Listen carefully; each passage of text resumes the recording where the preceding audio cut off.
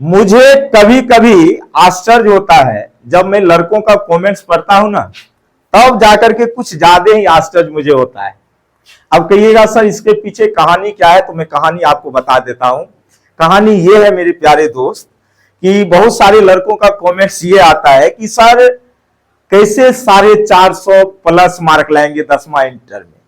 तो मैं उसका पहले चेहरा देखना चाहता हूं, प्रोफाइल पे जाता हूं, पहले मैं उसका फोटो वोटो देखता हूं। जो बात है, आखिर कौन है ये बच्चे जिन्होंने कमेंट्स करने का हिम्मत किया और 450 लाने का प्रयास कर रहा है। लाने का समझ रहे हैं। देखिए इसमें निगेटिव पॉजिटिव दोनों बातें हो सकती है, लेकिन मैं पॉजिटिव बातें करना चाहूंगा यहाँ पे।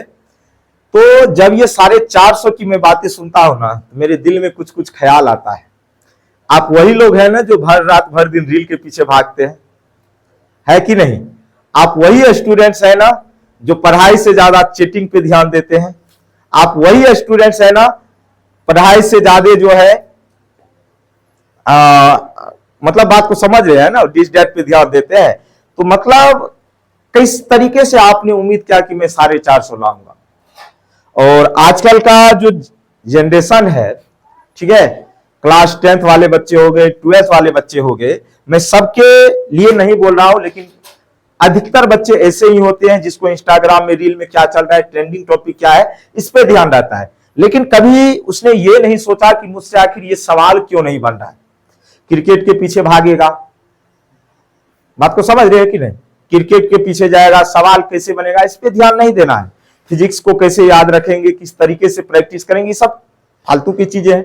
लेकिन लाना है 450 प्लस मार्क। अब बताओ भाई, 450 तो आपका वही इंस्टा वाला ला सकता है, ऐसे ऐसे जो करते हो वो ला सकता है, जो पढ़ने वाला बच्चा वो थोड़े लाएगा। तब इसका मतलब तो यही हुआ।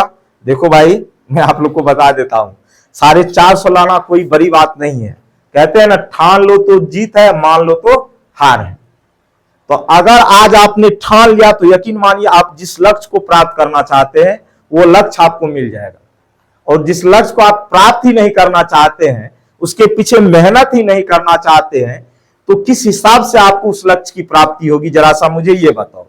दूसरी बात, आप अभी हाल फिलहाल में पढ़ाई कर रहे हो, सुबह पढ़ते हो शाम भूलते हो, इसकी गारंटी आप नहीं ले रहे हो कि आखिर क्यों भूल रहे हैं।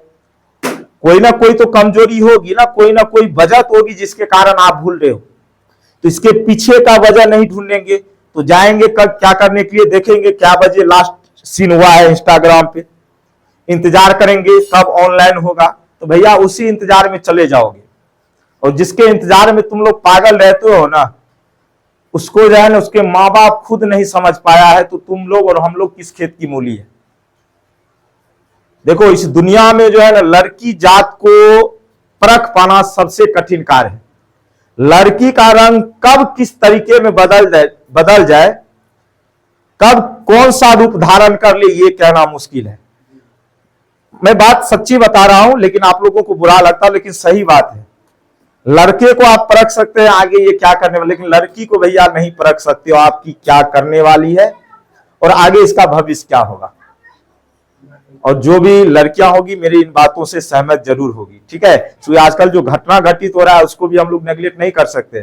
तो बच्चों लोग ज्यादा फोकस इधर उधर मत कीजिए। मैं एक ही बात कहूंगा, इंस्टा रील को छोड़िए, इंस्टा चैटिंग को, मैसेंजर चैटिंग को, व्हाट्सएप मैसेंजर, ये सब बंद कर दीजिए कुछ दिनों के लिए। लग जाइए अपने तैयारी में, और जब आप तैयारी में लग जाएंगे तो यकीन मानिए आप तैयारी को एक सही अंजाम तक पहुंचा पाएंगे और आगे चल के आपका ही भविष्य उज्जवल होना है, मेरा नहीं। इसीलिए मेहनत कीजिए, जोरदार तरीके से कीजिए, सफल होइए और शिखर तक पहुंचिए।